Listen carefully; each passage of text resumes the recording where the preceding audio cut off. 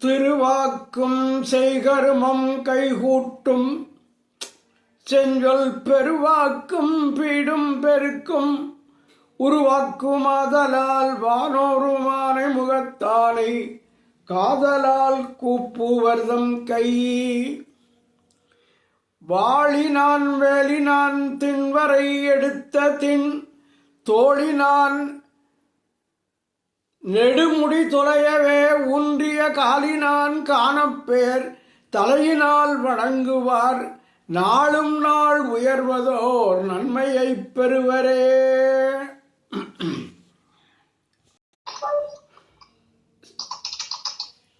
சென்ற வாரம் வரை சிவபுராணத்திலே என்ன சொல்லியிருக்கிறார் என்று பார்த்தோம். சிவபுராணம் இறைவனுடைய சொரூப இலக்கணத்தை நமக்கு சொல்லியது. சொரூப இலக்கணம்னா நமக்கு நேரம் வரமாட்டார், அவர் எல்லா பொருள்களோடும் கலந்திருக்கிறாருங்கிற செய்தி நமக்கு தெரிந்தது. இப்போ கீர்த்தி திரு அகவல் என்கிற 2வது பகுதியில் சிவபெருமான் இந்த உலகுக்கே வந்து ஒவ்வொருடைய வாழ்விலும் என்னென்ன திருவிளையாடல்கள் செய்தார் என்பதையெல்லாம் மாணிக்கவாசக பெருமான் வரிசையாக சொல்லுகிறார். அவர் 2 வரி சொல்லியிருப்பார், அதுக்குள்ள ஒரு பெரிய கதை இருக்கும்.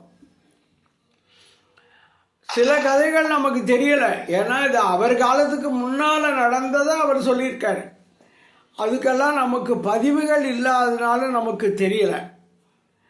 இப்போ என்ன தெரியுதோ அந்த அளவுக்கு நம்ம இதை இப்போ பார்ப்போம். பாடல் எப்படி தொடங்குது? தில்லை மூதூர் ஆடிய திருவடி பல்லுயிர் எல்லாம் பயின்ற நன்னாகி. தில்லை மூதூர்னு ஆரம்பிக்கிறார். தில்லை என்பது ஒரு வகை மரம், அது நிறைந்த இடம் தில்லை. இப்போ நமக்கு தெரியும் தில்லைன்னா அது சிதம்பரத்தை குறிக்கிறது அப்படின்னு. நடராஜ பெருமான் நடனமிடுகிற ஊர், நித்திய நடனமிடுகிற ஊர் சிதம்பரம். இப்போ வைணவர்களுக்கு கோயில்னு சொன்னால் அது ஸ்ரீரங்கம், சைவர்களுக்கு கோயில் என்று சொன்னால் அது சிதம்பரம் தான். அதனால நடராஜ பெருமான் ஆடுகிற இடம் அது, நடனமாடுகிற இடம். அதனால தில்லை மூதூர், மூதூர்னா ரொம்ப பழமையான ஊர். ஆடிய திருவடி, அந்த சிவபெருமான் ஆடுகிற அவருடைய திருவடி பல்லுயிரெல்லாம் பயின்றவன் ஆகி எல்லா உயிர்களுடைய இதய தாமரைகளையும் அவன் ஆடுகிறான். அவன் கோயிலில் மட்டும் ஆடலை, நம்ம எல்லாருடைய உள்ளங்களிலும் இருக்கிறான் சொல்றதுக்காக அடுத்தாப்புல பல்லுயிர் எல்லாம் பயின்றனாகி எண்ணில் பல்குணம் எழில் பெற விளங்கி. பல வகையான குணங்களை சிவபெருமான் அழகுற பெற்றிருக்கிறாராம். திருவள்ளுவர் சொல்லுவார் 8 குணம்னு. கோளில் பொறியில் குணமிடவே என் குணத்தான் தாளை வணங்கா தலை அப்படின்னு அவர் சொல்லுவார். அதாவது கேட்காத காது, பார்க்காத கண்ணு, இதெல்லாம் இருக்கிற தலை மாதிரி சிவபெருமானை வணங்காத இந்த தலை பயனற்றது.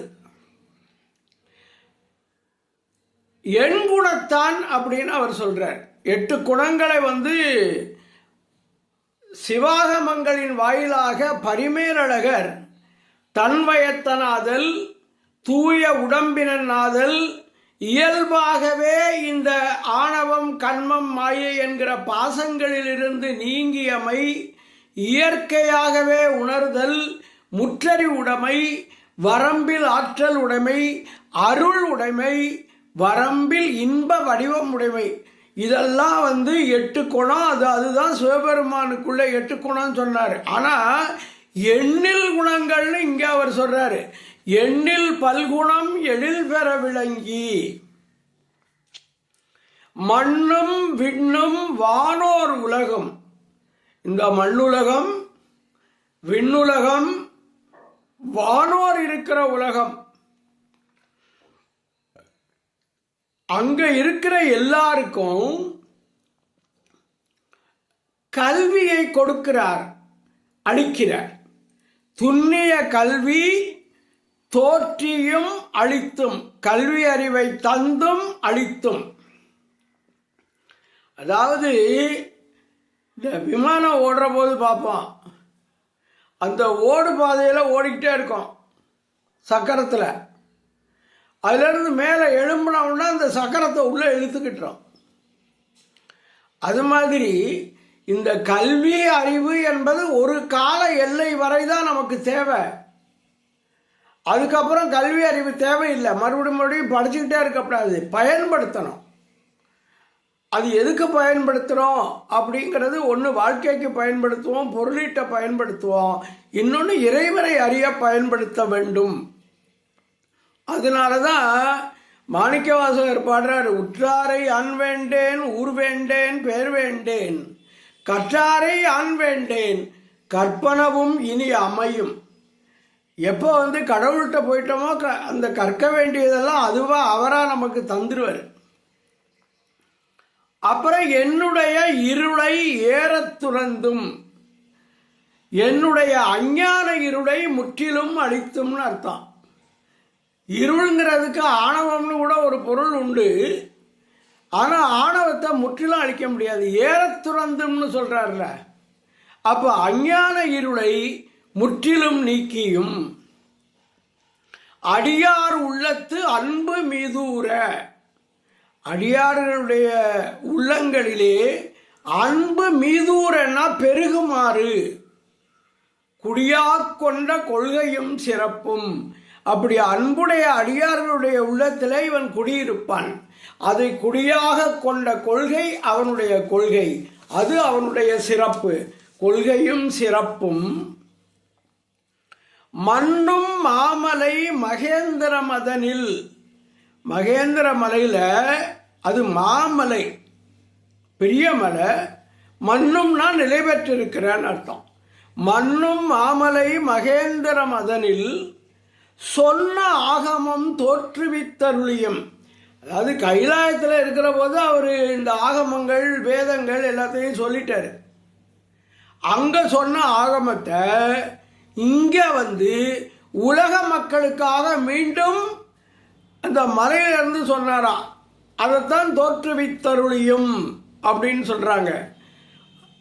மகேந்திர மலைன்னு எங்கே இருக்குன்னு யோசிச்சு பார்த்தா தெரியல. ஆனால் கன்னியாகுமரியில் இருக்க சுசீந்திரன் தான் மகேந்திர மலைன்னு ஒரு சில பேர் சொல்லுகிறார்கள். அது எனக்கு தெரியல. அதுக்கப்புறம் கல்லாடத்து கலந்தினிதருளி நல்லாளோடு நயப்புற எய்தியம்னு வருது. கல்லாடம்ங்கிறது ஒரு சிவத்தலம்னு தெரியுது, அதுவும் எங்கே இருக்குன்னு தெரியல. ஒரு மகேந்திர மலையில் சொல்ற போது இந்த அம்மா அவருடைய துணைவியார் இருக்காங்கல்ல பார்வதி, அது ஒழுங்கா கேட்டுக்கல உள்ள இருக்கு. அது போய் கல்லாடத்தில் மறுபடியும் இறைவனை வேண்டி எனக்கு சொல்லிக் கொடுன்னு கேட்டுச்சான். அதனால கல்லாடத்து கலந்து இனித அருளி, அந்த உமையம்மையோடு, அவ யாரு, நல்லாள், நல்லாளோடு நயப்புற எய்தியும். இந்த நயப்புறங்கிறதுக்கு வெளிப்படன்னு ஒரு அன்பு, வெளிப்படன்னு ஒரு பொருள், சினம் தனிய அப்படின்னு கூட ஒரு பொருள். இந்த அம்மா ஒழுங்கா கேட்டுக்கலைன்னா ஒரு கோபம் அந்த கோபம் தணிந்த இடம் அப்படின்னு கூட சொல்லலாம். அன்பு வெளிப்பட இருந்தும் அதான் கல்லாடத்து கலந்தினிதருளி நல்லாளோடு நயப்புற எய்தியும். அதுக்கப்புறம் பஞ்சப்பள்ளியில் பால் மொழி தன்னொடும் எஞ்சாது ஈண்டு இன்னருள் விளைத்தும். பஞ்சப்பள்ளி என்கிற திருப்பதியில் பால் போன்ற மொழியுடைய உமையம்மையோடு எஞ்சாதுன்னா குறையாது, எஞ்சாது இன்னருள் செய்தும். இன்னருள்ங்கிறது நல்ல அருள், இனிமையான அருளை எல்லாருக்கும் செய்தார். பஞ்சப்பள்ளி அப்படிங்கிற ஊர் எங்கே இருக்குன்னு நமக்கு தெரியல. ஆனால் கர்நாடகத்தில் பஞ்சஹள்ளின்னு ஒரு ஊர் இருக்குது, அங்கே அப்படி தான் பேர் வைப்பாங்க. அந்த பஞ்சஹள்ளி ஒருவேளை இந்த பஞ்சப்பள்ளியாக இருக்கலாம் அப்படின்னு சொல்லி நம்ம அதெல்லாம் ஒரு அனுமானம் தானே தவிர அதுக்கு சரியான வரலாற்று ஆதாரங்கள் இல்லை. அடுத்தது ஒன்று சொல்கிறாரு, கிராத வேடமொடு கிஞ்சிக வாயவள் விராவு கொங்கை நற்றடம்படிந்தும். கிராத அப்படின்னா நம்ம சாதாரண பேச்சு வழக்கில் கிராதகன்னு சொல்லுவோம். கிராதகன்னா கொலகாரன்னு அர்த்தம். அவன் ஒரு கிராதகன் ஐயா, அவனோட போய் தொடர்பு வச்சுக்காத அப்படின்னு சொல்லுவாங்க. அப்போ அந்த கிராத வேடம்ங்கிறது இங்கே என்னென்னா, கொலை தொழிலை செய்கிறவர்கள் யார்? வேடர்கள். அப்போ இது வேற்றுவ வேடம் அப்படிங்கிறதுக்காக கிராத வேடமோடு கிஞ்சிக வாய். கிஞ்சிகம் அப்படின்னா முள் முறுக்கம் பூ, அது முள் முறுக்கம் செடி. அதில் இந்த பூ இருக்குல்ல, கிஞ்சிகம்ங்கிற பூ, அந்த முள் முறுக்கம் பூ நல்லா சிகப்பாக இருக்கும் போல இருக்கு. நான் பார்த்ததில்ல. ஆனால் அந்த உமையம்மையினுடைய வாய் சிகப்பாக இருக்கான். இந்த வாய்க்கு எத்தனை பூ தான் சொல்லுவாங்களோ தெரியல. அதனால் இது நல்ல சிகப்பாக இருக்குது. அது போன்ற வாயை உடைய உமையம்மையின் மார்பகங்களாகிய அந்த பொய்கையில் படிந்தும் அப்படின்னு சொல்கிறார். இதில் இந்த ஒரு வேடனா வந்த கதை மகாபாரதத்தில் வேற வருது. கண்ணபெருமான் என்ன பண்ணாரு, அர்ஜுனனை கூப்பிட்டாட்டே, இங்கே வா, நீ போய் சிவபெருமானை நோக்கி தவம் பண்ணு, அவர்கிட்ட பாசுபத அஸ்திரம்னு ஒன்று இருக்குது, அதை கொஞ்சம் கேட்டு வாங்கிட்டு வா அப்படின்னு அனுப்பி விடுறாரு. அர்ஜுனன் சரின்னு ஒரு மூங்கில் காடு இருக்க இடத்துக்கு வாரான்.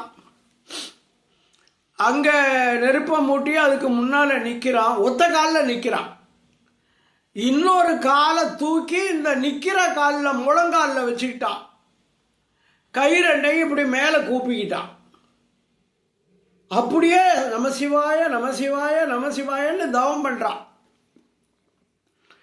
அப்படி அவன் தவம் பண்ணுறான். இது துரியோதனனுக்கு தெரிஞ்சு போச்சு. ஐயோ, இவன் தவம் பண்ணி இன்னொரு வரம் பெற்று விட்டால் அவனை நம்மளால் வெல்ல முடியாதேன்னு பயந்து போய் இவனுடைய தவத்தை கலைப்பதற்காக ஒரு அரக்கனை அனுப்புகிறான். மூகாசுரன் அப்படிங்கிற அரக்கனை அனுப்புகிறான். அவன் என்ன பண்ணுறான், பன்றி வடிவம் எடுத்து இவனை தாக்க வர்றான். இந்த பெரிய மூகாசுரன்கிற பன்றி கையில் எந்த ஆயுதமும் இல்லாமல் தவம் செய்து கொண்டிருக்கிற அர்ஜுனன் மேலே ஒரு தரம் பாஞ்சிச்சுன்னா அதோட க்ளோஸ். அர்ஜுனன் அவ்வளோதான். இது சிவபெருமானுக்கு தெரிஞ்சிருச்சு. ஆகா, நம்முடைய பக்தன் அர்ஜுனன், அவனை காப்பாற்ற வேண்டியது நம்ம கடமை அப்படின்னு அவர் புறப்பட்டு வந்துட்டார். அவர் என்ன பண்ணார், இப்போ தான் அவர் இந்த வேட்டுவ வேடம், வேட்டுவ வடிவம், வேடன் மாதிரி அவர் வர்றார். அவர் வந்தால் உடனே அவர் பொண்டாட்டி நானும் வரேன்னு கிளம்பிட்டான். யார்? உமையம்மை. வேடு வச்சு மாதிரி அவ வர்றா. இடுப்பில் முருகனை தூக்கிக்கின்னு வந்தாளாம் குழந்தைய. இப்படி அவங்க கிளம்பி இங்கே வர்றாங்க. இப்போ இந்த பன்றி வந்துருச்சு, அவ்வளவுதான். இப்போ பாஞ்சிச்சுன்னா அர்ஜுனன் அவுட்டு. அந்த நேரம் பார்த்து அர்ஜுனன் கொஞ்சம் சுதாரிச்சு தன்னுடைய வில்லை கீழேருந்து எடுத்து ஒரு அம்பை எழுதி விட்டான். அதே நேரத்தில் சிவபெருமான் ஒரு அம்பை இன்னொரு பக்கத்தில் இருந்து போட்டார். சிவபெருமான் ஒரு வேடனா போயிருக்காருல, அவர் போட்டார். 2 அம்பும் ஒரே நேரத்தில் போய் இந்த பன்றியில் பட்டுச்சு. பன்றி செத்து போச்சு. இப்போ அர்ஜுனன் சரி பன்றி இறந்ததுன்னு மகிழ்ந்திருக்க வேண்டும். அவன் என்ன பண்ணிட்டான், இதெல்லாம் நான் குறி வச்ச பண்ணி நீ எப்படி அம்பை இது கொள்ளலாம், அப்படின்னு சொல்லி சிவபெருமானோட சண்டைக்கு வந்துட்டான். சிவபெருமான் அவனுக்கு தெரியாதுல்ல, அவர் தான் வேடன் வடிவத்தில் இருக்கார்ல. என்ன நீ எப்படி நாம் குறி வச்ச பண்ணிக்கு நீ எப்படியா அம்பு போடலான்? நான் தான் அம்பு போட்டேன், நீ என்ன அப்படின்னு இவர் திருப்பி சண்டை போடுறாரு. உடனே 2 பேருக்கு சண்டை வந்துடுச்சு.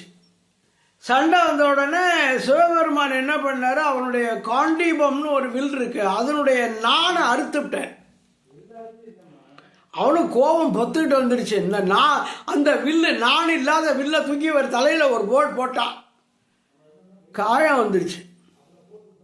அப்புறம் 2 பேரை வில்ல போட்டுவிட்டு கட்டி பிடிச்சி சண்டை போட்டாங்க. கட்டி பிடிச்ச உடனே தான் அர்ஜுனனுக்கு ஆஹா இது என்னது கட்டி பிடிச்சா என்னமோ சந்தோஷமாக இருக்குது, இது வேடன் இல்லை, இது அவன் என்னமோன்னு அவன் நினச்சான். அப்புறம் சிவபெருமான் காட்சி கொடுத்தார். அவன் காலில் நெடுஞ்சாங்கடையா சிவபெருமான் காலில் விழுந்து எனக்கு நீங்கள் இந்த அஸ்திரம் தரணும்னு கேட்டான். பாசுபத அஸ்திரத்தை அவர் கொடுத்தார் அப்படிங்கிறது ஒரு வரலாறு. அதைத்தான் இங்கே சொல்கிறாரு. கிராத வேடம் அப்படின்னா வேட்டுவ வேடம். கிராத வேடமொடு கிஞ்சிக வாயவள் விராவு கொங்கை நற்றடம் படிந்தும். ஆமாம், அவர் கொடுத்துட்டாரு, அவர் வந்த காரியம் முடிஞ்சிருச்சுன்னா பொண்டாட்டியோட சந்தோஷமாக இருந்திருப்பார்ல, அதனால அப்படி ஒரு வரலாற்றை இந்த 2 வரிக்குள்ள வைக்கிறார். அப்புறம் கேவேடராகி கெடிரது படுத்து மாவேட்டாகிய ஆகமம் வாங்கியும்னு வருது. கேவேடர் அப்படின்னா என்னன்னா செம்படவன், மீனவன் சொல்றோம்ல, இப்ப மீனவர்னு அந்த செம்படவன், வலைஞன், அந்த இன்னொரு பேர் அதுக்கு வலைஞன், வலையை வச்சு மீன் பிடிக்கிறவங்க, அதனால வலைஞன். கேவேடராகி செம்படவனாகி கெளிற்று மீனை பிடித்து கொன்று பெருமை வாய்ந்த விருப்பத்தை உடைய ஆகமங்களை அந்த கெளிற்றினிடத்தில் இருந்து பெற்று அப்படின்னு வருது. கேவேடராகி கெளிரது படுத்து மாவேட்டாகிய ஆகமம் வாங்கியும். மா ஏடு, பெரிய புகழ்பெற்ற ஏடு அப்படி வச்சுக்கலாம். மிக விருப்பமுடைய ஆகமம் அப்படியே வச்சுக்கலாம். வேட்டுங்கிறதுக்கு வேட்கைங்கிற அடிப்படையில் விருப்பமுடைய அப்படியே வச்சுக்கலாம். ஆனால் ஏடுங்கிறது பொருத்தமாக இருக்கு, பெரிய ஏடு. இதுக்கு என்ன கதை சொல்றாங்க, சிவபெருமான் ஒரு முறை உமாதேவிக்கு இந்த ஆகமங்களுடைய உட்பொருளை விளக்கி கொண்டிருந்தாராம். உமாதேவி அதை ஒழுங்கா உட்காந்து கேட்கணும்ல, வாத்தியாருக்கு முன்னால் பிள்ளை ஒழுங்கா மாணவி இருந்து கேட்க வேணாமா? அது இப்படியா முருகன் வந்து அவனை தூக்கி மடியில் வச்சு கொஞ்சிறது, இப்படி பண்ணுறது, அப்படி இருந்திருக்கான். உடனே நீ இப்படி என்ன நான் சொல்கிறத ஒழுங்காக கேட்காம இருக்க, நீ போய் ஒரு மீனவன் வீட்டில் செம்படச்சியாக போகிற அப்படின்னு அனுப்பிட்டேன். இப்போ பாவம், உடனே நான் தெரியாமல் பண்ணிட்டேன், எனக்கு அதுக்கு என்ன சாப விமோசனம்னு கேட்டான். நானே அங்கே வர்றேன், வந்து உன்னை கல்யாணம் பண்ணிக்கிறேன் போ அப்படின்னு சொல்லி அனுப்பிவிட்டேன். இந்த பிள்ளைகளை ஏன் நீ இப்போ உள்ளே விட்ட, நான் பாடம் சொல்லி கொடுக்குற போது நந்தி தேவரை கூப்பிட்டாரு. நீ நீ உள்ள விட்டது தப்பு, நீ போய் சுறா மீனா போற அப்படின்ட்டார். அவருக்கு சாபம். என்னடா ஒருத்தருக்காக சாபம் கொடுக்குறாருன்னு இந்த விநாயக பெருமானுக்கோ அவர் என்ன பண்ணார், அந்த ஆகம ஏடெல்லாம் இருக்குல்ல, அதெல்லாம் அள்ளி கொண்டு போய் கடலில் போட்டார். இப்போ கடலுக்குள்ள நந்தி தேவர் சுறா மீனா இருக்கார்ல, அவர் என்ன பண்ணிட்டாரு, இந்த ஏட்டை முழுகிவிட்டார். இந்த செம்படவன் ஒருத்தன் நான் சொன்னேன்ல, அங்கே இருக்கிற மீனவன், அவன் என்ன பண்ணா, இந்த மீன் பிடிக்க போனான். இந்த சுறா மீன் அவனை துரத்துது. இது என்னடா, அது பெரிய சுறா மீன் இருக்கிற இடத்துல அவங்க போக பயப்படுவாங்கல்ல, அதனால என்ன பண்ணுறதுன்னு தெரியல. பெருமானே, சிவபெருமானே, உன்னை நம்பித்தானே நான் வாழ்கிறேன், இப்படி இருக்கிறேன். இவர் என்ன பண்ணாரு, அதான் சாக்குன்னு இவர் மீனவனாக போயிட்டார். இப்போ என்னவா போனார், கேவேடராகி மீனவனாக போனார், வலைஞனாக போனார், செம்படவனாக அவர் இப்போ போனார். போய் நான் உனக்கு அதை பிடிச்சிட்றேன் கவலைப்படாதுன்ற. என்னால் முடியலையே, உன்னால் எப்படியா முடியும், பார் என் வலையை பார், எவ்வளோ பெரிய வலை, தூக்கிப்பார், உன்னால் முடியாது, தூக்க முடியாது, அதை நான் பிடிச்சிருவேன்னு சொல்லி வலையை வீசி இந்த சுறா மீனை பிடிச்சி இழுத்து அதை கொன்று அதுக்குள்ளே இருந்த ஆகமத்தை எல்லாம் எடுத்துட்டேன். இப்படி ஒரு வரலாறு. இந்த செம்படவர் ஒருத்தர் இருந்தார்ல அங்கே தான் போய் இந்த அம்மா அவருக்கு மகளாக வளர்றா மீனாட்சி. அப்போ அவன் என்ன பண்ணுறான், அடாடா இவ்வளவு பெரிய கெட்டிக்காரனாக இருக்காரு இந்த மீனவர், சுறா மீனெல்லாம் பிடிக்கிறாரு, இவருக்கு நம்ம மகளை கல்யாணம் பண்ணி கொடுப்போம் அப்படின்னு அவர் கல்யாணம் பண்ணி கொடுக்குறார். அப்போ மறுபடியும் உமையம்மையை சிவபெருமான் செம்படவ வடிவத்திலே வந்து திருமணம் செய்து கொண்ட கதை. அது மட்டும் இல்லை, இந்த ஆகமத்தை திருப்பி வாங்கின கதை. இது ரெண்டையும் ஒன்றா சேர்த்து சொல்லிட்டார் மாணிக்கவாசகர். கேவேடராகி கெளிரது படுத்து, கெளிருன்னா நம்ம ஊரில் கெளிற்று மீன் கேள்விப்பட்டிருக்கீங்களா? கெளிற்று மீன் சொல்லுவாங்க, கெளிறு அப்படின்னு சொல்லுவாங்க. இப்போ இவர் கொன்றது என்னவோ சுறா மீனை, ஆனால் இதில் கெளிற்றுன்னு வருது.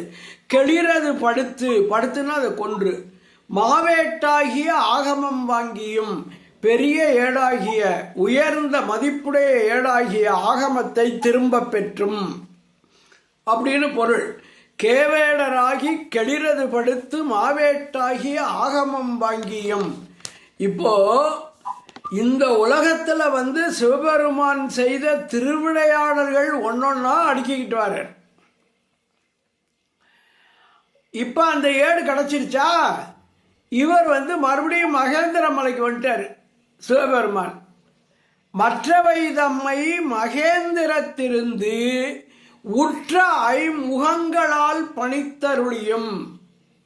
மகேந்திர மலையில் உட்கார்ந்துக்கிட்டாரு. அவருக்கு 5 முகம், அது நான் முன்னாலே சொல்லியிருக்கேன். நிறங்களோர் 5உடையாய், அது சொல்லும்போது 5 முகமும் 5 நிறம்னு நான் சிவபுராணத்தில் சொன்னேன். அந்த 5 முகம் ஈசானம், தத்புருஷம், அகோரம், வாமதேவம், சத்யோஜாதம் என்ற 5 முகங்கள். அதாவது ஆகமங்களை தோற்றுவிக்கிற போது ஒவ்வொரு முகத்தில் இருந்தும் ஒவ்வொரு ஆகமம் வந்தது அப்படின்னு சொல்லுவாங்க. அப்போ அந்தந்த ஆகமத்தை அந்தந்த முகத்திலிருந்து சொன்னார் அப்படின்னு எடுத்துக்கலாம். இந்த ஹையர் செகண்டரி ஸ்கூலில் மேத்ஸ் வாத்தியார் மேத்ஸ் தான் சொல்லிக் கொடுப்பார், ஃபிசிக்ஸ் வாத்தியார் ஃபிசிக்ஸ் தான் சொல்லிக் கொடுப்பார், அவர் படித்ததை அவர் சொல்லிக் கொடுப்பார். கெமிஸ்ட்ரி வாத்தியார் கெமிஸ்ட்ரி சொல்லிக் கொடுப்பார். அது மாதிரி இந்த முகமெல்லாம் எந்தெந்த ஆகமங்களை படைத்ததோ அந்தந்த ஆகமங்களை சொல்லியது அப்படின்னு சொல்கிறது உண்டு. அதனால் மற்றவை தம்மை மகேந்திரத்திலிருந்து உற்ற ஐமுகங்களால் பணித்தருளியும் சொன்னதோடு நிற்காம, அப்பா நான் ஆகமங்களை உங்களுக்கு சொல்லி கொடுத்துட்டேன், அதன்படி நடங்கள் அப்படின்னு ஆணையிடுதல். பணித்தல்னா என்ன அர்த்தம்? நீ இந்த மாதிரி பண்ணுங்க அப்படின்னு கட்டளை இடுதல். அவர் இட்ட கட்டளைப்படி தான் நம்ம கோயில் எல்லாம் இப்போ நடக்குதான்னு எனக்கு தெரியாது. ஏன்னா சிவாச்சாரியார்கள் இந்த ஆகம விதிப்படி தான் பூஜை பண்ணணும்னு இருக்கு. அப்புறம் நந்தம்பாடியில் நந்தம்பாடியில்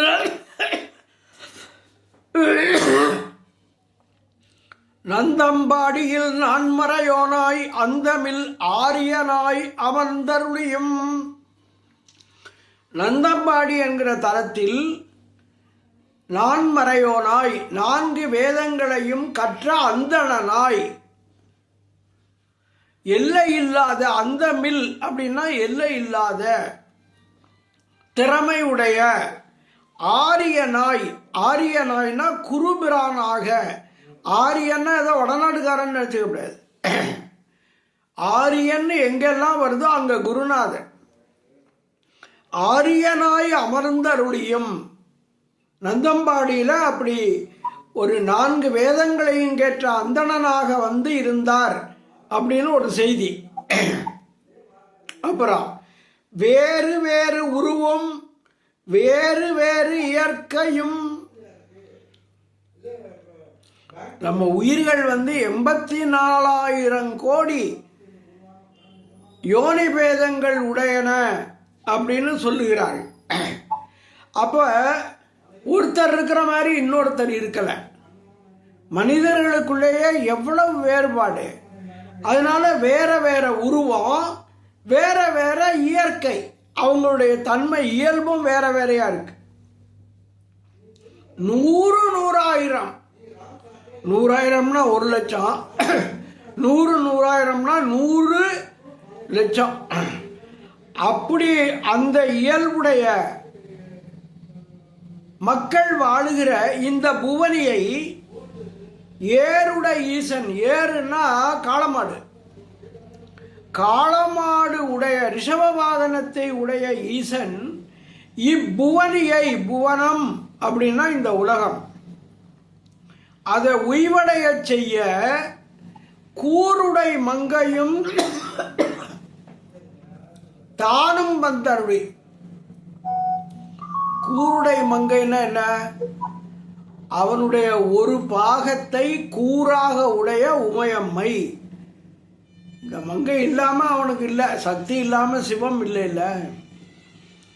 அதனால கூருடை மங்கையும் தானும் வந்தருளி. அப்படிதான் ஒன்றாக வந்தான் இந்த உலகத்துக்கு. எதுக்கு? இந்த உலகத்தை உய்வடைய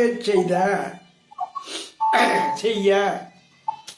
அதுக்கப்புறம் குதிரையை கொண்டு குடநாடு அதன் மீசை சதுர்படச் சாத்தாய் தானெழுந்தருளியும்.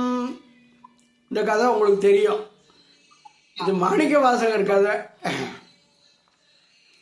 திருப்பெருந்துறையிலிருந்து அதுக்கு குடதிசை, குடதிசைனா மேற்கு திசை. ஆவுடையார் கோயிலுக்கு மேற்க தான் மதுரை இருக்கு. அதனால திருப்பெருந்துறையிலிருந்து அதுக்கு மேற்க உள்ள மதுரைக்கு சதுர்படன்னா ரொம்ப கெட்டிக்காரத்தனமா, சதுர்னா கெட்டிக்காரத்தனம், சதுர்பட சாத்தாய், சாத்துனா கூட்டம் ஆயின்னு அர்த்தம். ஆமா, ஒவ்வொரு குதிரைக்கும் ஒரு வீரன் வருவான்ல ஓட்டிக்கிட்டு வர, வெறும் கூட்டமாக தானே வரும். சதுர்பட கெட்டிக்காரத்தனமாக சாத்த. என்ன கெட்டிக்காரத்தனம்? நரியெல்லாம் முடிச்சு பரியாக்கி விட்டாரு. சதுர்பட சாத்தாய் தானெழுந்தருளியும். அங்கே வந்தது அந்த பழைய கதை, தன்னுடைய வரலாற்றில் வந்த கதையவே இப்போ சொல்றாரு. குதிரையை கொண்டு குடநாடு அதன் மிசை, மேற்கு நாடு. எதுக்கு மேற்கு? ஆவுடையார் கோயிலுக்கு மேற்கு, அது மதுரை. குடநாடு அதன் மிசை சதுர்பட சாத்தாய் தானெழுந்தருளியும். அப்புறம் வேலம்புத்தூர் விட்டேறு அருளி கோலம் பொலிவு காட்டிய கொள்கையும். வேலம்புத்தூர் என்ற ஊரில் வேல்படையை கொடுத்தருளி. விட்டேறு அப்படின்னா வேல்படை. அதை வீசினா போய் யாரையும் தாக்கிடும், விட்டா. வேலம்புத்தூர் விட்டேறு அருளி கோலம் பொலிவு காட்டிய கொள்கையும். பொலிவான கோலத்தை வேலம்புத்தூர்ல காட்டினான். இந்த முருகப்பெருமானுக்கு வேல் கொடுத்தது 2 கதையா சொல்லுவார்கள். ஒன்று சூரசம்ஹாரத்துக்காக அம்மாட்ட போய் வேல் வாங்கினாருன்னு சொல்றது உண்டு. அது மாதிரி அவர் முருகப்பெருமான் உக்கிரபாண்டியனாக மதுரையில் பிறந்த போது அவருக்கு வேல் கொடுத்தது நம்ம சிவபெருமான். அந்த இடம்தான் வேலம்புத்தூர். வேலம்புத்தூர்ங்கிற பேர்ல வேல் வருது பாருங்க. வேலம்புத்தூர் விட்டேற அருளி கோலம் பொலிவு காட்டிய கொள்கையும். அப்புறம் தர்ப்பண மதனில் சாந்தம்புத்தூர் விற்படு வேடற்கு இந்த விளைவும். தர்ப்பணம்னா கண்ணாடி, இந்த முகம் பார்க்குற கண்ணாடி இருக்குல்ல, நமக்கு ரொம்ப தேவையானது. அந்த முகம் பார்க்குற கண்ணாடி தர்ப்பணம் அதனில் சாந்தம்புத்தூர். சாந்தம்புத்தூர் என்ற ஊரில் விற்பொரு வில்லால் போரிடுகின்ற வேடனுக்கு இந்த கண்ணாடியிலிருந்து வாழ் முதலிய படைக்கலங்களை படைத்து கொடுத்த பண்பும். இது என்னமோ ஒரு வரலாறு இருக்கு போல இருக்கு, அது ரொம்ப எனக்கு தெரிய மாட்டேங்குது. தர்ப்பண மதனில் சாந்தம்புத்தூர் விற்பொரு வேடற்கு இந்த விளைவும். அதுக்கப்புறம் மொக்கணி அதனில் முழுத்தடல் மேனி சொக்கதாக காட்டிய தொன்மையும். மொக்கணின்னா என்னங்க? மொக்கணின்னா இந்த குதிரை இருக்குல்ல, குதிரை என்ன சாப்பிடும்? கொள்ளு சாப்பிடும். அந்த கொள்ளை ஒரு தோல் பைக்குள்ள போட்டு அது கழுத்தில் கட்டி விட்டுருவாங்க. அது வாயை அதுக்குள்ளே வச்சு இந்த கொள்ளை கொஞ்சம் கொஞ்சமாக சாப்பிடும். அப்போ அந்த கொள்ளு பைக்கு பேர் தான் மொக்கணி. ஒரு செட்டியார் ஒவ்வொரு நாளும் சிவபெருமான கும்பிட்டு நைவேத்தியம் பண்ணாமல் சாப்பிட மாட்டார். சில பேர் அந்த பழக்கத்தை வச்சிருந்தாங்க. 87 வயசு இருந்தாரே ஒரு பெரிய மனிதர், நம்ம தமிழ்நாட்டில் பக்தியை பரப்பியவர், 64வது நாயன்மார் என்று போற்றப்பட்டவர் கிருபானந்த வாரியார். அவர் ஒவ்வொரு நாளும் அந்த சிவபூஜை செய்து நைவேத்தியம் பண்ணாமல் சாப்பிட மாட்டார். அது மாதிரி இந்த செட்டியார் சிவபூஜை பண்ணாமல் சாப்பிட மாட்டார். ஒரு தடவை மாமியார் வீட்டுக்கு போயிருக்கார். மாமியார் வீட்டுக்கு போனாலும் இந்த சிவபெருமானை தூக்கிட்டு போயிடுவார் கையோட. அவர் கொண்டு போய் வச்சுட்டு குளிக்க போயிருக்கார்.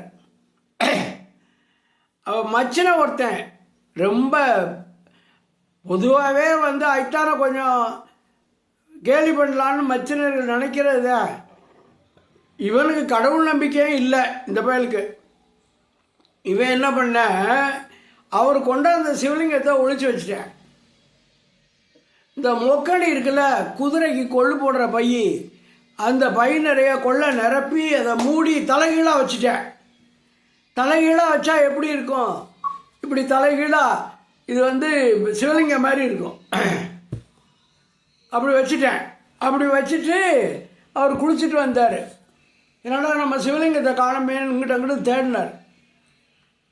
இவன் என்ன பண்ணிட்டான், இந்த முக்கணி இருக்குல்ல, அது தோல் பை தான் பெரும்பாலும் இருக்கும், அதுக்கு திருநீர் எல்லாம் பூசி விட்டு மாலை எல்லாம் போட்டு ரெடியாக வச்சுட்டேன்.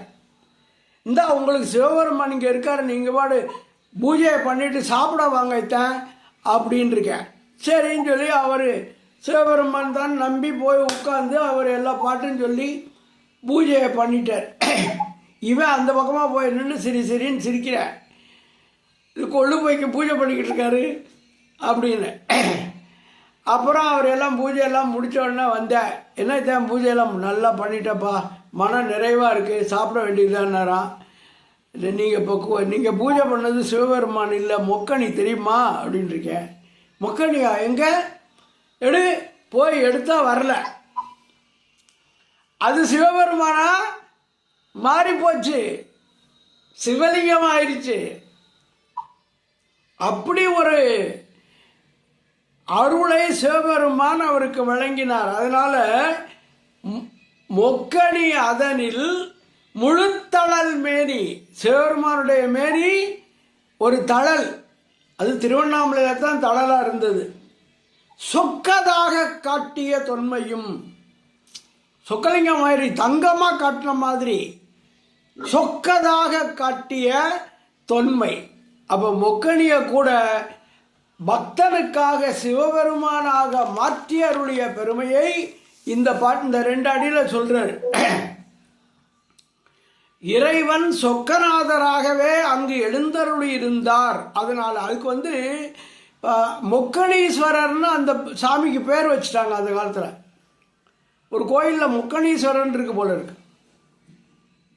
அதுக்கப்புறம் அரியோடு பிரம்மர்க்கு அளவரி ஒன்னா, அரியோடு பிரம்மர்க்கு அளவரி ஒன்னான். அந்த கதை என்னன்னா, இந்த பிரம்மனும் திருமாலும் நம்ம தான் பெரிய ஆளு, அவன் சிவபெருமானை விட நான் தான் பெரிய ஆளுன்னு ஒருத்தர் நினைக்கிறேன். உன்னை விட நான் தான் பெரிய ஆளுன்னு இன்னொரு ஆள் சொல்கிறேன், சண்டை. அப்போ என்ன பண்ணார் சிவபெருமான்? அவங்க முன்னால் போய் விண்ணுக்கும் மண்ணுக்குமா அப்படியே நெருப்பு வடிவத்தில் நின்னார்.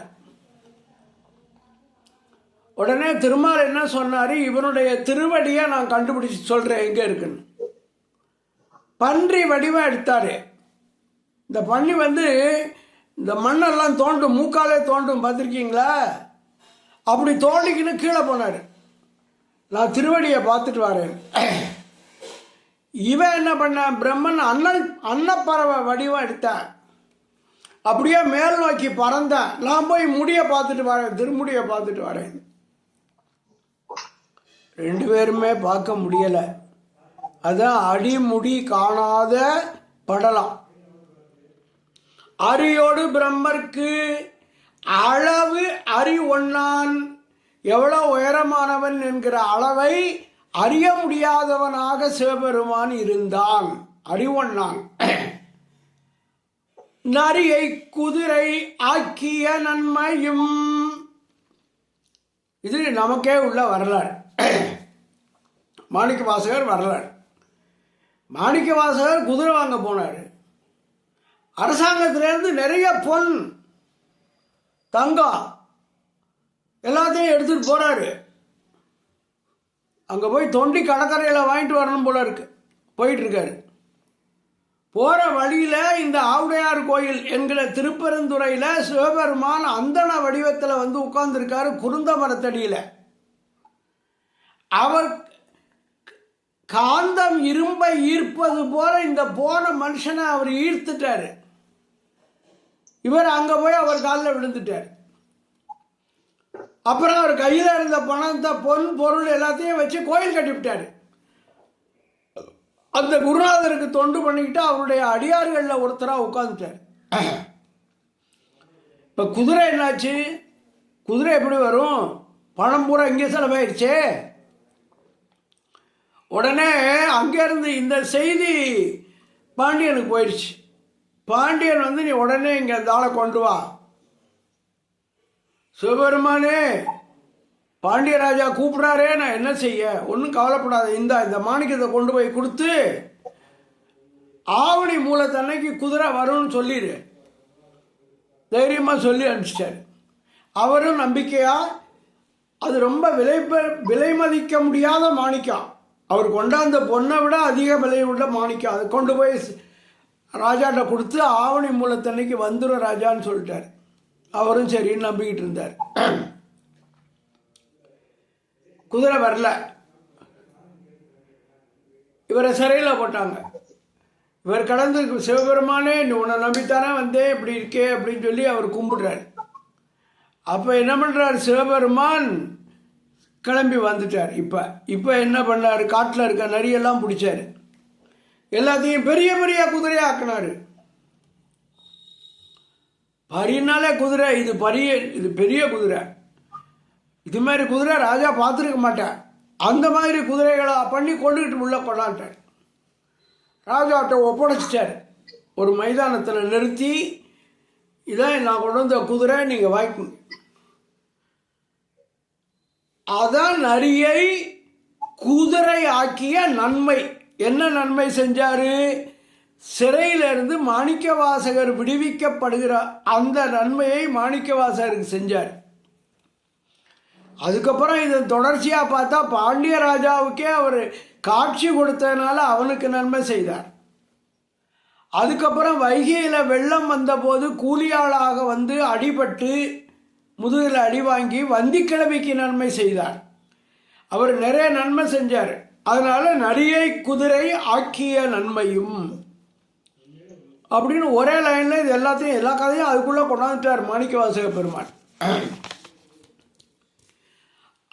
நரியை குதிரை செய்வானும் நரகரை தேவு செய்வானும்னு திருநாவுக்கரசு சுவாமிகள் பாடுவார்.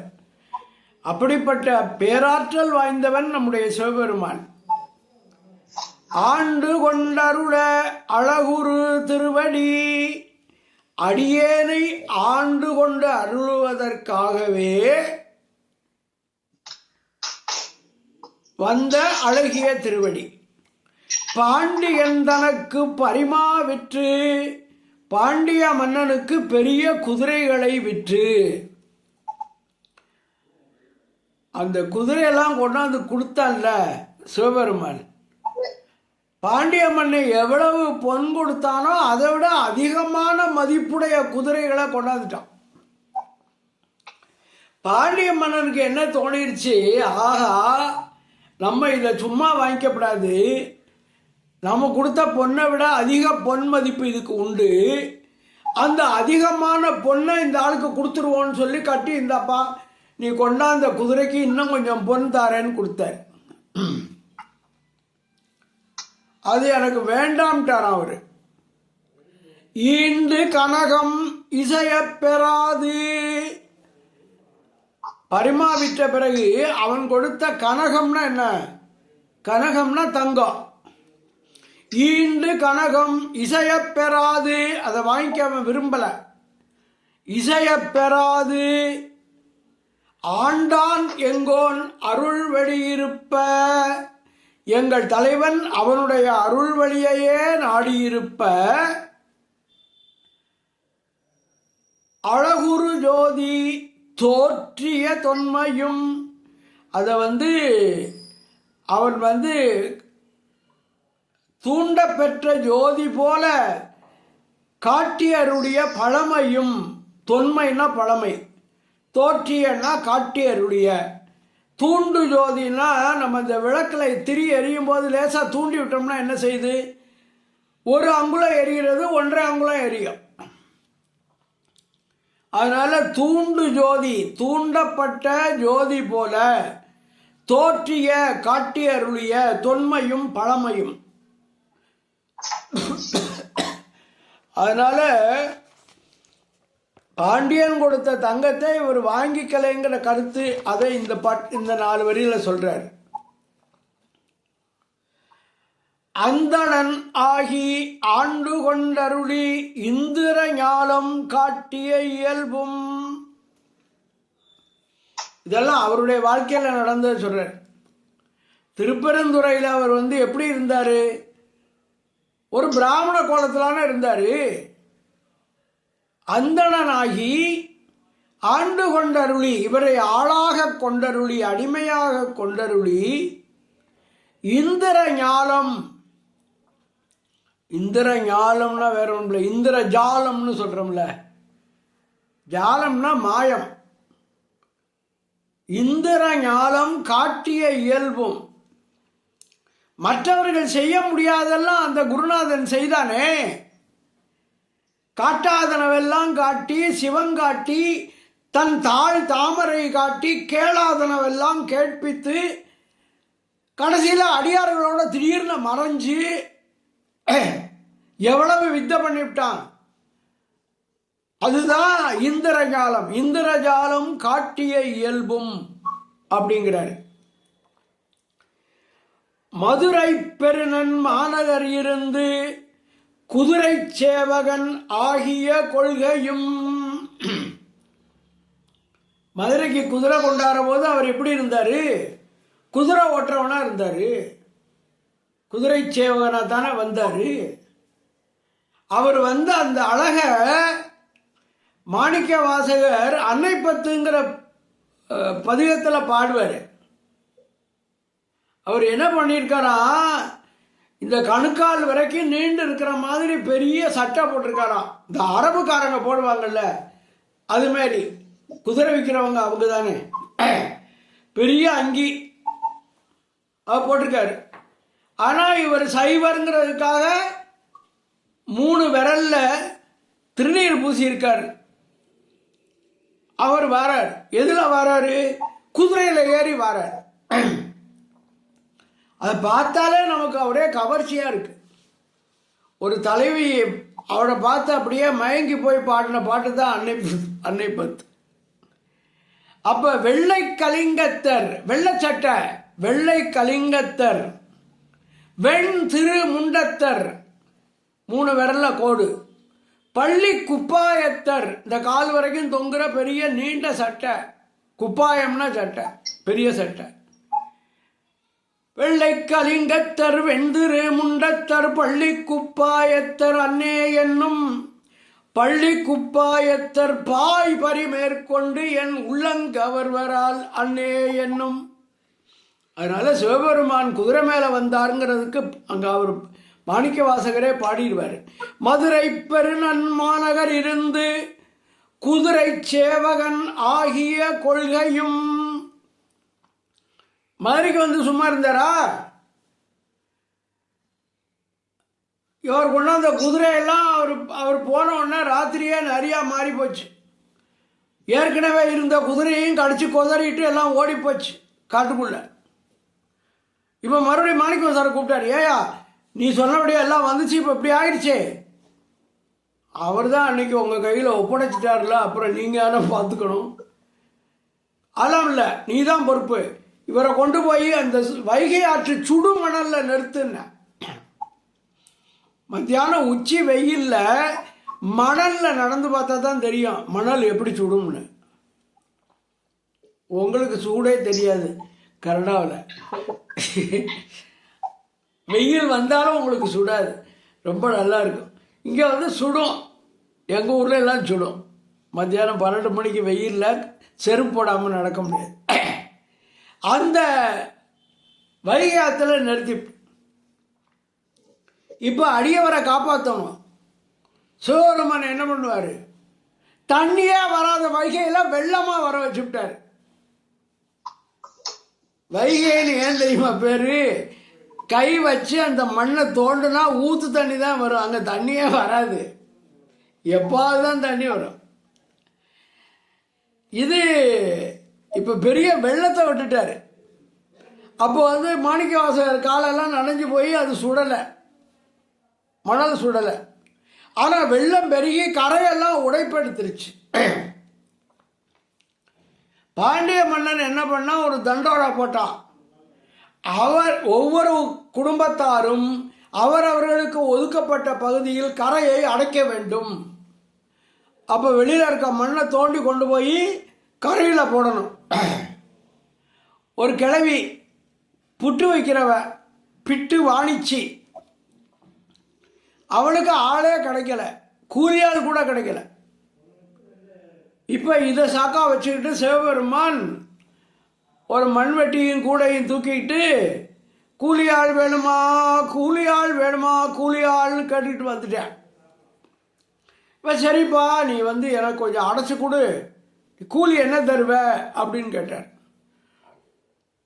எனக்கு காசெல்லாம் இல்லை, நான் தினம் காலையில் புட்டை வச்சோடனே சிவபெருமானுக்குன்னு சொல்லி கொஞ்சம் நைவேத்தியம் பண்ணுவேன், அப்புறம் மிச்சத்தை தான் விற்பேன். வேணா உனக்கு இந்த உதிர்ந்த புட்டெல்லாம் உனக்கு தாரேன், நீ எனக்கு அடைச்சி கொடு. சரின்னு ஒத்துக்கிட்டு போயிட்டேன். போனால் ஒரு கூடை மண்ணை அள்ளி போடுறது, அப்புறம் பேசாமல் இருக்கிறது. அப்புறம் கொஞ்சம் நேரம் கழித்து ஒரு கூடை மண்ணை அள்ளி போடுறது, கூடையை தலைக்கு வச்சு படுத்துக்கிறது. ஒழுங்காக மண்ணை அடைக்கிறது இல்லை. இங்கே பார்த்தா ஒவ்வொரு புட்டும் உதிருது, எல்லா புட்டையும் வாங்கி வாங்கி புட்டை மட்டும் சாப்பிட்டுக்கிறது. எவ்வளோ மாயம் பாருங்க. எல்லாம் பண்ணிகிட்டு இருந்தார். கடைசி எல்லா பக்கமும் அடைபட்டு போச்சு. வந்தி கிழவிக்கு மட்டும் தண்ணி வெளியில் வருது. அரசன் என்ன ஆச்சுன்னு கேட்டான்.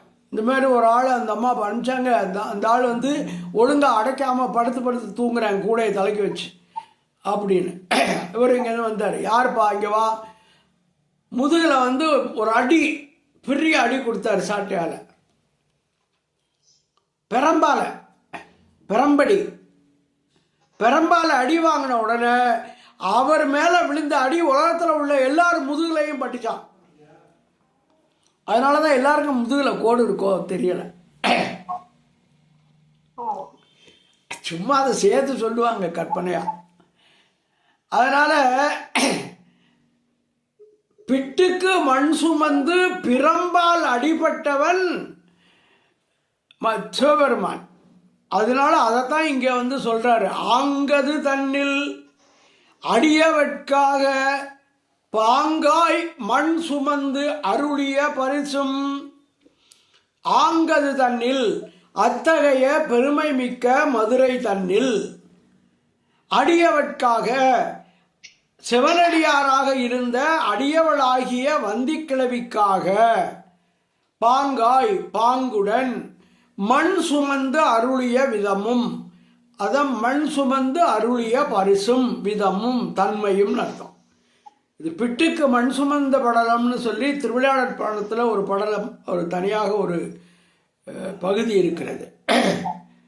அப்புறம் உத்தரகோசம் அங்கையுள்ளிருந்து வித்தக வேடம் காட்டிய இயல்பும். உத்தரகோசம் மங்கைன்னு ஒரு நல்ல புனிதமான ஊர். அது எங்கே இருக்குன்னா ராமநாதபுரம் மாவட்டத்தில் இருக்கு. நீங்கள் சுற்றுலா போயிருந்தீங்கன்னா அந்த தேவிப்பட்டினம்னு கடலில் நீராடுற இடம் இருக்குது. அதுலேருந்து கொஞ்சம் தூரத்தில் உள்ளே போனால் வந்துடும். அதனால் இந்த கதைக்கு அதுக்கு கொஞ்சம் பொருத்தம் இருக்குது. உத்தரகோச மங்கையுள்ளிருந்து வித்தக வேடம் காட்டிய இயல்பும். வித்தக வேடம் அப்படின்னா ஆசிரியர் வேடம். வித்தை அப்படின்னா என்ன? பாடம் தானே. வித்தக வேடம், ஞானாசிரியனாக வேடம். என்ன வேடம்? இந்த உத்தரகோசம் அங்கே இருக்கே, அது அந்த பகுதியில் என்ன சொல்கிறாங்க, அதுதான் முதல்ல வந்த சிவஸ்தலங்கிறாங்க. அதுக்கப்புறம்தான் சிவஸ்தலம் வந்தது. நம்ம தஞ்சாவூர் அந்த அந்த பக்கமெல்லாம் போனால் திருவாரூர் தான் முதல்ல வந்ததுன்னு சொல்லுவார்கள் உண்டு.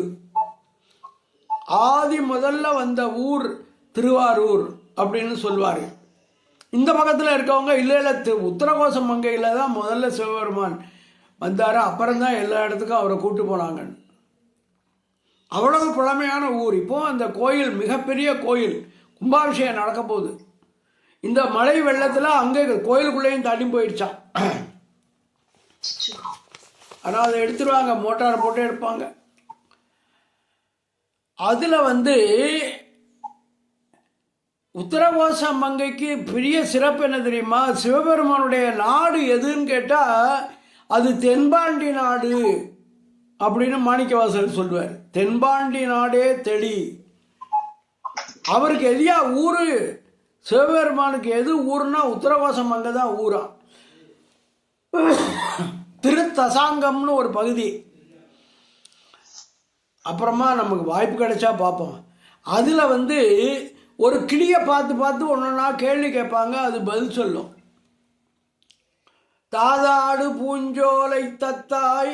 தாதாடுன்னா இந்த நிறைய மகரந்தங்கள்லாம் இருக்கிற பூக்கள் நிறைந்த சோலை. தத்தாய், தத்தாய்னா கிளி. நமையாளும் மாதாடு பாகத்தன் உமையம்மையோடு இருக்கிற சிவபெருமான் வாழ்பதி என், அவன் வாழுகிற ஊர் எது?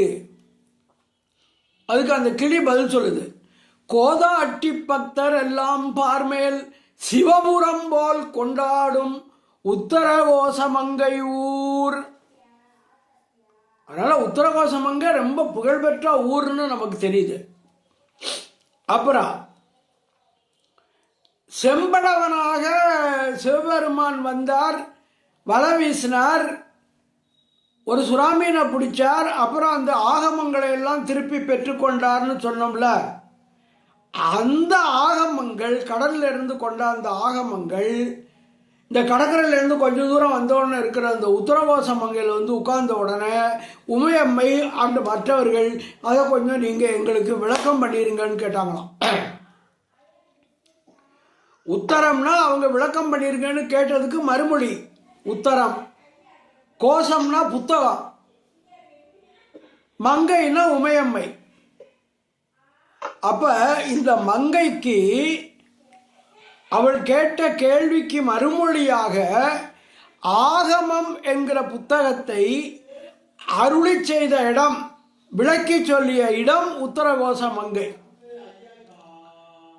அதனால அது மட்டும் இல்லை, அங்கே 64 முனிவர்கள் தவம் இருந்தார்களாம், அவங்களுக்கும் சேர்த்து சொல்லி கொடுத்தாருன்னு ஒரு பழைய பாட்டு சொல்லுது.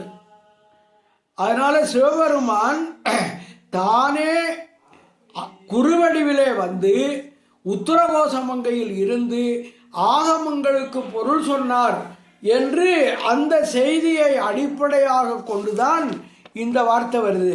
உத்தரகோச மங்கையுள் இருந்து வித்தக வேடம் காட்டிய இயல்பும் ஞானாசிரியனாக வேடங்காட்டிய தன்மையும் அப்படின்னு அர்த்தம். நான் ஒரு கதையை சொல்லி நிறுத்திக்கிறேன். பூவனம் அதனில் பொலிந்திருந்தருளி தூவன மேனி காட்டிய தொன்மையும். மதுரைக்கு போகிற பக்கத்தில் திருப்பூவனம்னு ஒரு ஊர் இருக்கு. நம்ம ஆட்கள் அதை சும்மா திருப்புவனம் திருப்புவனம்பாங்க. அது திருப்பூவனம் அப்படி சொல்லணும். அந்த ஊரில் ஒரு பெண், அவள் சிவபெருமானிடத்தில் பேரன்பு கொண்டவள், சிவபூஜை பண்ணுவாள். ஒவ்வொரு நாளும் சிவனடியார்களுக்கு சாப்பாடு போடுவாள். அவள் அந்த நடனம் மங்கையர் இருக்கிற குலத்திலிருந்து வந்தவள் என்று கூட சொல்லுவார்கள். அப்படி இருந்தா அவளுக்கு ஒரு விபரீத ஆசை. என்ன ஆசைன்னா, தங்கத்தால் சிவபெருமானுடைய வடிவத்தை பண்ணி பூஜை பண்ணணும்னு. ஒன்றும் இல்லாதவளுக்கு எப்படி தங்கம் கிடைக்கும்? தங்கத்துக்கு எங்கே போவா? ஆனால் சிவனே எனக்கு அந்த ஆசை இருக்கேன்னா, சிவபெருமான் ஒரு சித்தர் வேடம் தாங்கி வந்தார். ஏம்மா, உனக்கு அந்த ஆசை இருக்கா? வீட்டில் இருக்க எல்லா சாமானையும் கொண்டா, தட்டுப்புட்ட சாமான்லாம் அள்ளிட்டு வா, பித்தாளை இரும்பு செம்பு எல்லா பாத்திரத்தையும் கொண்டாந்து என் முன்னால் வச்சேன். இவர் ஒரு மருந்தை கொடுத்து, இந்த மருந்தை தடவு, நெருப்பில் போட்டு எடு. மருந்து தடவி நெருப்பில் போட்டு எடுத்தால் எல்லாம் தங்கமாக மாறி போச்சு. தேவையான தங்கம் கிடைச்சிருச்சு. அந்த தங்கத்தை வச்சு அழகிய திருமேனி செய்தாள் சிவபெருமானுக்கு. அது பார்த்து அவளுக்கு ஆசையாக போச்சு. அந்த திருமேனியை பிடிச்சி கட்டி பிடிச்சி முத்தம் கொடுத்தாளாம். அவளுக்கு பொன் அணையாள்னு பேரு. அந்த திருப்பூவனத்தில் பொன்னணையாள் தான் விரும்பியபடி இறைவன் திருமேனியை பொன்னால் செய்து வழிபட்டாள். இது ரசவாதம் செய்த படலம்னு திருவிளையாடற் புராணத்தில் வருது. அப்போ பூவன மதனில், திருப்பூவனம் என்ற ஊரில் பொலிந்திருந்தருளி, பொலிவுடன் விளங்கி இருந்தருளி, தூவனமேனி தூய்மையான அழகிய பொன் திருமேனியை காட்டிய தொன்மையும், பொன்னணையாள் என்பவளுக்கு காட்டி அருளிய பழமையும் அப்படின்னு வருது. அப்ப சிவபெருமான் பொன்னால் பொன்னணையாளுக்கு தன்னுடைய திருமேனி காட்டிய இந்த நிகழ்ச்சியோடு இன்றைக்கு நிறைவு செய்து கொண்டு அடுத்த வாரம் மிச்சம் இருக்கிறத தொடரலாம். சரியா? நன்றி, வணக்கம். நன்றி ஐயா.